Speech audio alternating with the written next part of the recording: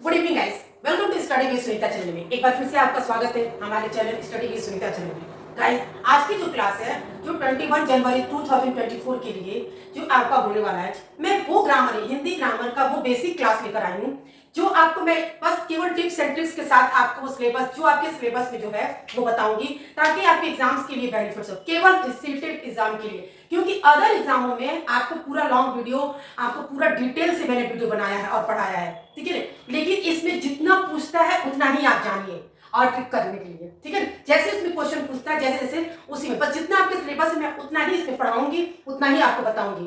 2 video 3 video में जल्द से जल्द आपके खत्म करने की कोशिश करूंगी, ताकि आपको 21 जनवरी को बहुत बेनिफिट्स होगा।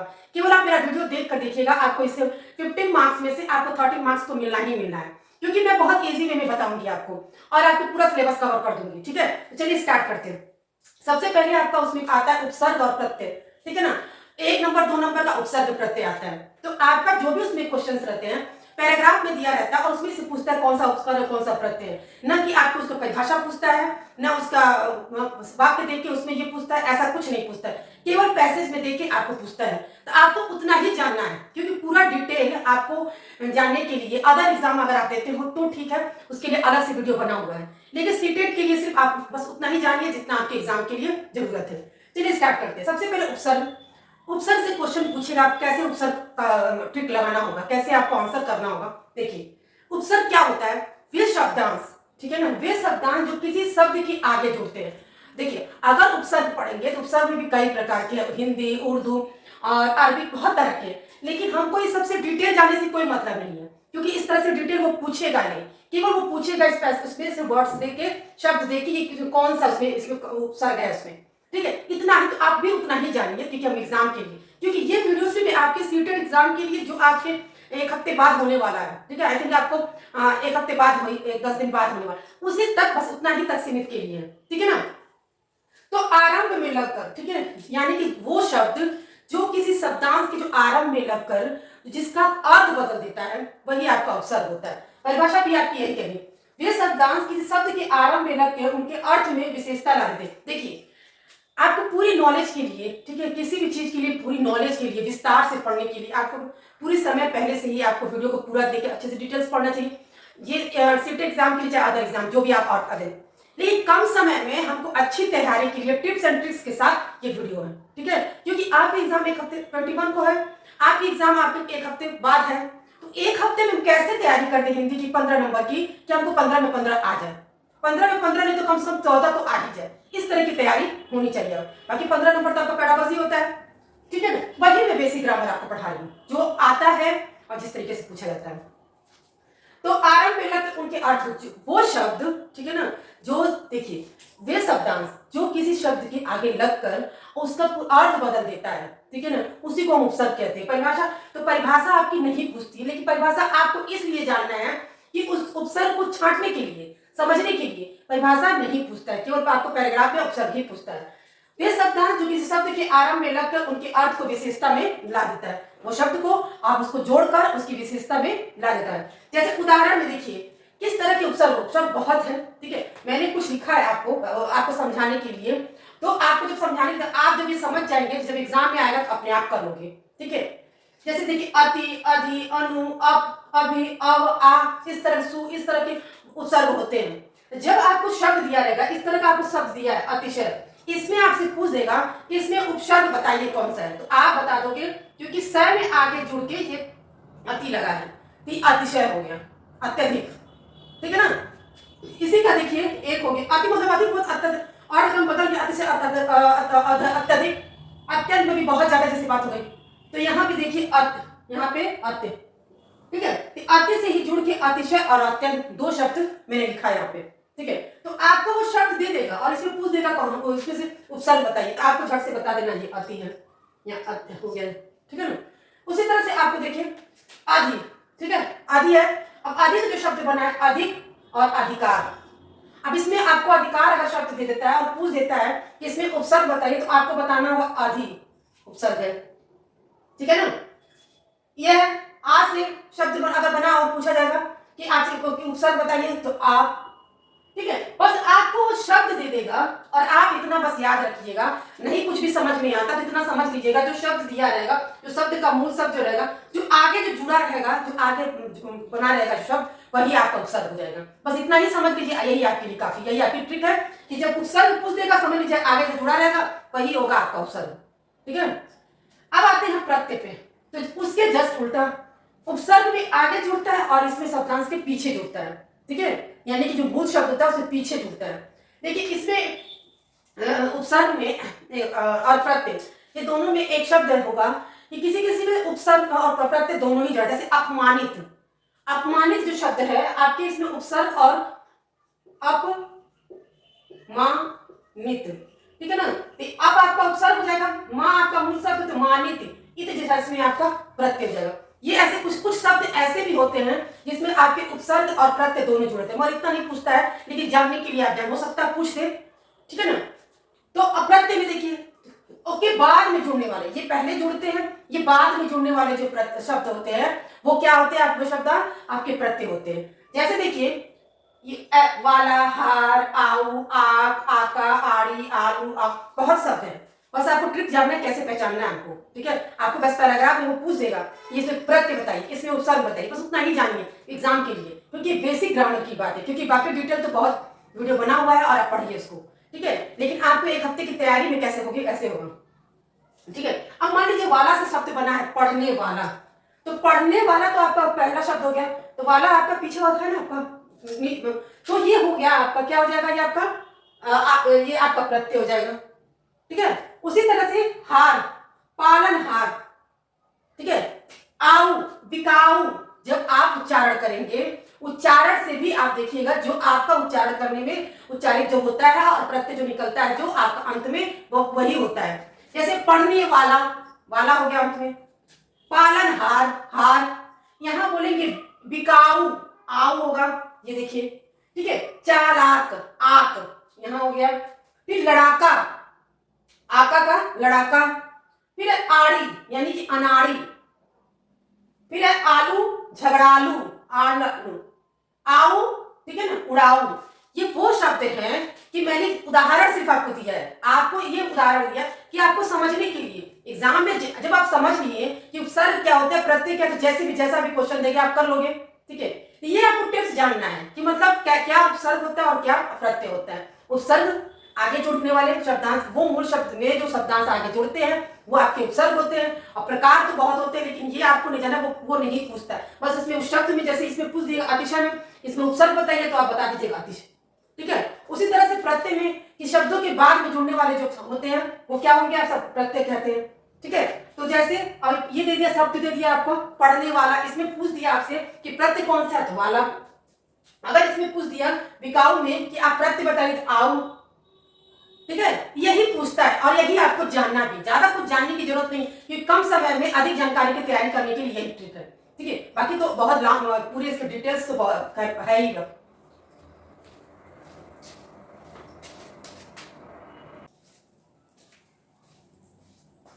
चलिए गाइस, मैंने आपको उपसर्ग और प्रत्यय पढ़ाया, अब सिलेबस के अकॉर्डिंग मैं आपको समास पढ़ाने जा रही हूँ। समास को भी बहुत टिप्स एंड ट्रिक्स के साथ में बताने जा रही हूँ, ताकि आप केवल उसको पहचान के आप कर लेंगे। ठीक है, पूरा अच्छे से आप समझिए इसको। देखिए समास, समास की परिभाषा, दो या दो से अधिक शब्दों के मेल से जो नया शब्द बनता है उसी को हम समास करते हैं। परिभाषा पूछता नहीं है, जैसा कि मैंने पहले ही बताया कि आपको पैराग्राफ से वर्ड्स दे देगा और यही पूछेगा कौन सा समास है। ठीक है, या उपसर्ग जो प्रत्यय जैसे ही पूछता है, इसमें ज्यादा कुछ परिभाषा वसा नहीं पूछता है, लेकिन आपको बस जान लीजिए। ठीक है ना, जान लीजिए कि समास किसे कहते हैं, बाकी इसके सारे डिटेल्स तो मैंने पढ़ाया है। तो लेकिन आपको सिर्फ ये जानना है कि कैसे हम मतलब सीटेट एग्जाम में कैसे फटाफट क्वेश्चन को कर ले, 15 नंबर के क्वेश्चन में फटाफट कैसे कर लूं। ठीक है ना, आसानी से, मतलब बस वही उतना ही, बस बेसिक ग्रामर आप जानिए एग्जाम्स के लिए। तो जैसे देखिए, दो या दो से अधिक शब्दों के मेल से जो नया शब्द बनता है उसे समास कहते हैं। परिभाषा पूछता नहीं, लेकिन फिर भी आप जान लीजिए। अब समास के भेद कितने होते हैं, समास के 6 भेद होते हैं। अव्ययीभाव, तत्पुरुष समास, द्विगु समास, द्वंद्व समास, बहुब्रीहि समास और कर्मधारय समास। ठीक है, प्रकार कितने होते हैं, अव्ययीभाव, तत्पुरुष, द्विगु समास, द्वंद्व समास, बहुब्रीहि समास और कर्मधारय समास। हम लोग सबसे पहले अव्ययीभाव समास पढ़ते हैं। ठीक है, सीधा साधा समझ लीजिए, अव्ययीभाव समास वो होता है जिस, देखिए इसमें आपको पढ़ेंगे समासिक पद, पूर्व पद, विग्रह, तो ये सब पूरा डिटेल आप जाके मेरे चैनल पे आप देख सकते हैं। ठीक है ना, लेकिन क्योंकि आपको सिर्फ यही सब करना है कि कौन सा समास, इतना ही समझने के लिए, तो आपको बस इतना समझना है कि आपको ये पहचानना है कि अव्ययीभाव समास कौन सा होता है। इसका ये जान जाइएगा। देखिए पूर्व पद और उत्तर पद थोड़ा सा जान लीजिए। जैसे देखिए पहला जो होता है इसमें शब्द वो होगा, वह पूर्व पद हो जाता है, और उसका पीछे वाला जो होता है वो उत्तर पद है। यानी कि इसमें देखिए पूर्व पद, प्रधान, उत्तर पद, इतना सब कुछ समझने की जरूरत आपको नहीं है। बस इतना तो समझ लीजिएगा, जो इसका जो पहला शब्द होता है, ठीक है ना, वो आपका उपसर्ग होता है। ठीक है, और या तो अव्यय होता है। अब आप ये सोचिए कि अव्यय क्या, अव्यय वो होता है जिसके लिंग वचन कारक में कोई परिवर्तन नहीं होता है। आप अव्यय जानते होंगे, तो इसमें अविकारी में आपके कि अब अव्यय वो होगा जिसमें आपके लिंग वचन कारक में कोई परिवर्तन। अब जैसे प्रति है, तो क्या इसका कोई लिंग होगा, कोई वचन होता है, कोई कारक से कोई परिवर्तन होगा नहीं। तो आप इतना समझ लीजिएगा, इसका जो पूर्व पद यानी कि जो पहला शब्द है, यही आपका क्या हो जाएगा, अव्ययीभाव समास। यानी कि जिसका इसका जो विग्रह हम करेंगे, मतलब इसको अलग करके, तो कैसे लिखेंगे, प्रतिदिन। ठीक है ना, तो यही बस इसके पहले शब्द से ही आप पहचान जाइएगा कि आप उपसर्ग पढ़े हैं, आप उपसर्ग से ही आप कैच कर लेंगे। तो ये समझ जाइएगा कि जिस शब्द के आपके जो पहला शब्द दिया रहेगा उपसर्ग हो, ठीक है, या कोई अव्यय हो जिसका कोई परिवर्तन नहीं होता, वो अव्ययीभाव समास होगा। यही परिभाषा भी आपकी है। जिन शब्दों के आरंभ में, ठीक है ना, आरंभ में पहले, इसीलिए मैंने पूर्व पद उत्तर पद में लिखा है कि आपको इतना डिटेल जानने की नहीं, बस इतना जानिए आरंभ में उपसर्ग लगा हो या अव्यय हो, तो वो होगा आपका अव्ययीभाव समास। यानी कि इस तरह का शब्द दिया होगा, पूछेगा इसमें कि अव्ययीभाव समास, पैसेज में दिया होगा, पूछेगा अव्ययीभाव समास कौन सा है, तो आपको क्या करना है, केवल आप आरंभ वाले शब्द से ही पहचानिएगा। आरंभ का शब्द अगर आपका उपसर्ग है या कोई अव्यय है, तो आप समझ जाइएगा कि अव्ययीभाव समास है। ठीक है, अब आगे बढ़ते हैं। उसके बाद आता है तत्पुरुष समास। ये आपका था, ये आपका सेकंड नंबर, तत्पुरुष समास। तत्पुरुष समास वो समास होता है कि, ठीक है ना, इस समास में आने वाले जो कारक चिन्ह होते हैं वो लोप होते हैं। ठीक है, आपके दिखाई नहीं देते, जब विग्रह करेंगे तब होता है। इस समास में आने वाले कारक चिन्हों का लोप होता है। कारक चिन्हों के अनुसार जो है तत्पुरुष समास 6 प्रकार के होते हैं। ठीक है ना, तत्पुरुष समास कारक चिन्हों के कारण से मतलब 6 प्रकार के होते हैं। तो आप इसमें तत्पुरुष समास को पहचानने के लिए आप कारक चिन्हों से आप पहचानेंगे।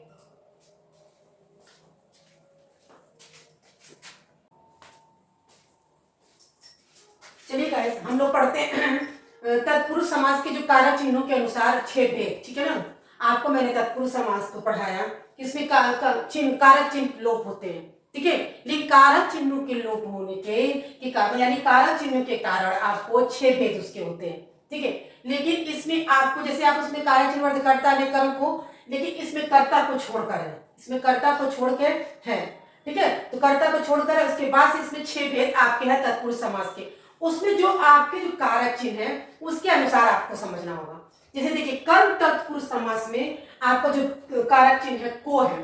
ठीक है, अगर इस तरह का शब्द दिया है जैसे गिरह कट, ठीक है ना, तो इसको आप कैसे बोलेंगे, इसका विग्रह करेंगे, गिरह को काटने वाला। ठीक है ना, तो ये आपका ये हो जाएगा कौन सा, तो आपको इस तरह का मानिए शब्द दे दिया गिरह कट, आपको पूछ देगा कि ये कौन सा समास है, तो आप कौन सा तत्पुरुष समास है, इस टाइप से पूछ सकता है कौन सा तत्पुरुष समास है, तो आपको बताना होगा कि ये कर्म तत्पुरुष समास है। ठीक है, जब आप इसको विग्रह करेंगे तो आपको जब ये पता है कि कर्म तत्पुरुष समास का कारक चिन्ह को है, तो गिरह को काटने वाला। उसी तरह से करण तत्पुरुष, ठीक है ना, तथा है से। ठीक है, शब्द दिया मन चाहा, मन से चाहा। ठीक है, तो मन से चाहा, तो ये आपका हो जाएगा करण तत्पुरुष। उसी तरह संप्रदान तत्पुरुष, ठीक है, के लिए। ठीक है, तो रसोई घर, और ये ज्यादातर आपको देता है। ठीक है, संप्रदान तत्पुरुष ज्यादातर देता है आपको। तो रसोई घर दिया है, तो अब क्या होगा, रसोई के लिए घर। ठीक है, तो क्या हो जाएगा, संप्रदान तत्पुरुष। तो आपको शब्द दे देगा, पूछ देगा कौन सा तत्पुरुष है।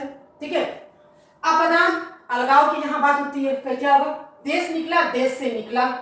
ठीक है, संबंध तत्पुरुष में देखिए 3 होते हैं, का, की, का, के, की। ये 3 कारक चिन्ह होते हैं उसमें। जैसे उदाहरण के लिए देखिए गंगा जल, ठीक है, तो हम लोग क्या बोलते हैं, गंगा का जल, ठीक है।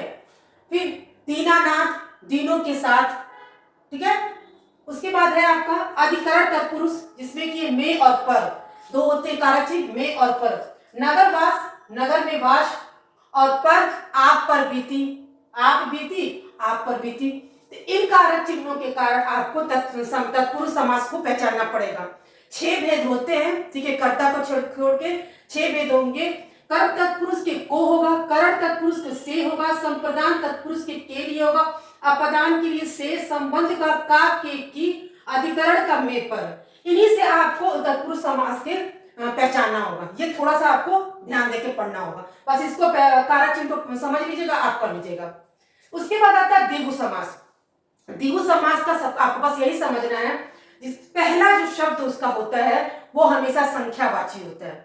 जो पहला शब्द होगा इसका हमेशा संख्यावाची होगा, कोई ना कोई संख्या होगा। इसी से आप समझ लीजिएगा कि ये द्विगु समास है। जो आपको पैराग्राफ में जो पूछेगा क्वेश्चन, उसमें जो शब्द दिया होगा उसमें देख लीजिएगा कि अगर पूछता है ऑप्शन में दिया रहता है, और देखिएगा कि क्या पहला शब्द क्या आपका संख्या है, संख्यावाची है, तो समझ लीजिएगा कि द्विगु समास है। जैसे इस तरह का शब्द दिया रहेगा, पंचवटी, ठीक है, तिराहा, चौमासा, दोपहर, इस तरह का जो शब्द दिया जाएगा समझ लीजिएगा, फटाक से आप लगा दीजिएगा ट्रिक, ये द्विगु समास है। तो द्विगु समास हमेशा पहला शब्द जो होता है उसका संख्यावाची होता है, और शब्द भी कुछ इसी तरह का होता है, पंचवटी, तिराहा, चौमासा, दोपहर, ठीक है ना।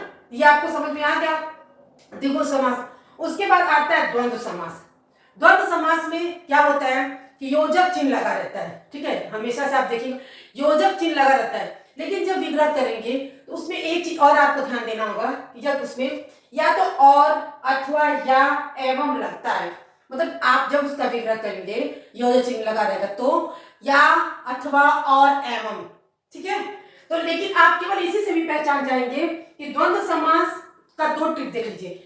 एक तो आप ये समझ लीजिएगा कि योजक चिन्ह लगा रहेगा, दूसरा ये आपके एक दूसरे के पूरक होंगे, ठीक है ना, क्योंकि एक के बिना एक का काम नहीं चलना। मतलब भाई अगर है तो बहन के बिना काम नहीं चले, बहन है तो भाई के बिना काम नहीं चलना। मतलब एक दूसरे की जरूरत है, पूरक है सब। माँ और माँ बाप, तो माँ है तो बाप है, एक दूसरे के पूरक है, ये भी एक समझ लीजिएगा इससे भी। और योजक चिन्ह से तो समझना ही है।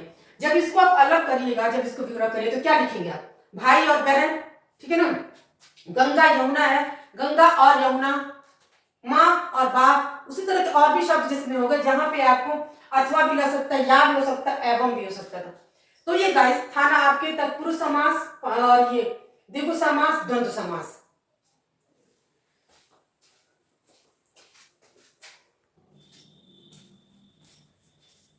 चलिए गाइस, अभी तक हम लोग 4 समास पढ़ चुके हैं, ठीक है ना। लास्ट है बहुब्रीहि समास और कर्मधारय समास। मैंने अभी तक जितना पढ़ाया आपको सब टिप्स एंड ट्रिक्स के साथ बताया, मतलब उतना ही बताया है जितना आप एग्जाम में कर लोगे। कहने का मतलब ये है कि ज्यादा डिटेल जानने की जरूरत नहीं है, क्योंकि इतना डिटेल वो पूछता नहीं है। आपको सिर्फ पैसे से बस ये पूछेगा, वैसे से आपको बताना है, वैसे ही मैंने आपको बताया भी और ऐसे ही आप करिएगा भी, ठीक है। अब बहुब्रीहि समास है। बहुब्रीहि समास क्या होगा, जिस समास के दोनों पद अप्रधान होते हैं, ठीक है, और इस अप्रधान होते हैं जिसका कोई तीसरा पद प्रधान होता है। ये समझने से अच्छा, सबसे अच्छा ये समझ लीजिए कि बहुब्रीहि समास में किसी न किसी भगवान, देव और देवी के नाम पे रहता ही रहता है, ठीक है ना। तो आपका बहुब्रीहि समास में हमेशा देवी, जब भी आपको ऑप्शन में देखिएगा अगर बहुब्रीहि समास का है तो आप पैसेज में देखिएगा क्या कहीं देवी और देवता का नाम दिया है, ठीक है। अगर इस तरह का रहेगा तो समझ लीजिएगा कि बहुब्रीहि समास है, क्योंकि इसमें दोनों ही पद जो है अप्रधान होते हैं, मतलब कोई महत्व नहीं होता है, इसका कोई तीसरा पद प्रधान होता है। उदाहरण के लिए देखिए, जैसे नीलकंठ, नील कोई वो नहीं, नील का अर्थ नीला हो जाएगा, इधर से कंठ गले से बन जाएगा, लेकिन इसका ये नीलकंठ किसको कहते हैं हम लोग, भगवान शिव को। तो क्या कहेंगे, नीला है कंठ जिसका अर्थात शिव, यानी कि किसको कहेंगे, नीला है कंठ जिसका अर्थात शिव। हम लोग किसको कहते हैं, शिव, यानी कि नीलकंठ किसको कहते हैं, भगवान शिव को। तो यहाँ पे भगवान की बात आ गई, जब हम बात आपको बोले हैं, जब भी देवी और देवताओं का नाम आएगा तो समझ लीजिएगा कि बहुब्रीहि समास है। फिर इस तरह चक्रपाणी, ठीक है ना, तो चक्र है पाणी हाथ में, मतलब में जिसके चक्र जो है किसके हाथ में रहता है, विष्णु भगवान के।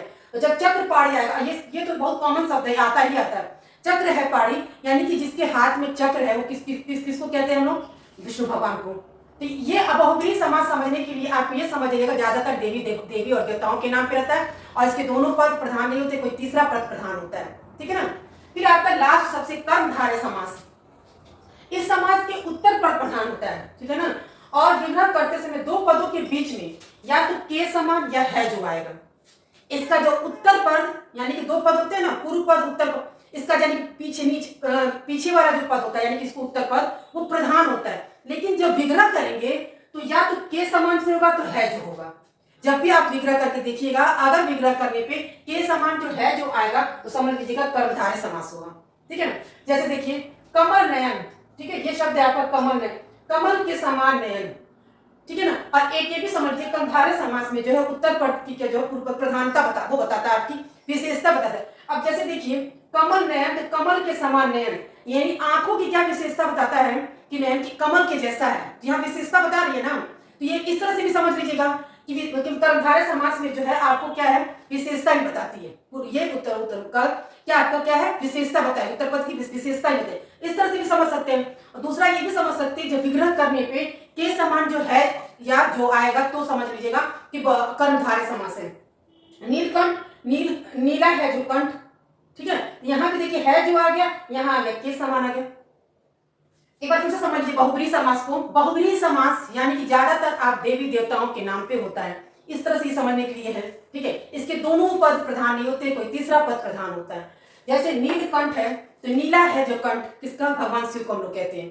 चक्रपाणी, चक्र है किसके हाथ में, विष्णु के हाथ में, ये भी आपके क्या हो जाएगा बहुब्रीहि समास। कर्मधारय समास में विशेषता बताता है, ठीक है, ये भी एक है। और दूसरा होता है कि विग्रह करने पे या तो के समान आएगा या तो ये है जो आएगा, ठीक है। जो शब्द देगा आप विग्रह करिए। जैसे कमल नयन है तो कमल के समान नयन, ठीक है ना, तो यहाँ पर क्या हो जाएगा आपका कर्मधारय समास हो जाएगा। फिर है नीलकंठ, क्या नीला है जो कंठ, शिव, ऐसे भी सकते हैं। ये थे गाइस, मैंने आपको सीटेट के लिए 2024 के लिए मैं आपको बेसिक ग्रामर की क्लास बताई हूँ, जो आप इसको पढ़ के आप एक हफ्ते में तैयारी कर सकते हैं। मैं आपको जितना सिलेबस में है उसका 2 से 3 क्लास में आपको खत्म कर दूंगी, ठीक है ना। लेकिन इसको पढ़ के आप देखिएगा, आपको 15 में से 14 मार्क्स 15 मार्क्स तो मिलने ही मिलने पूरा पढ़ने के, ठीक है। तो मिलते हैं नेक्स्ट वीडियो में।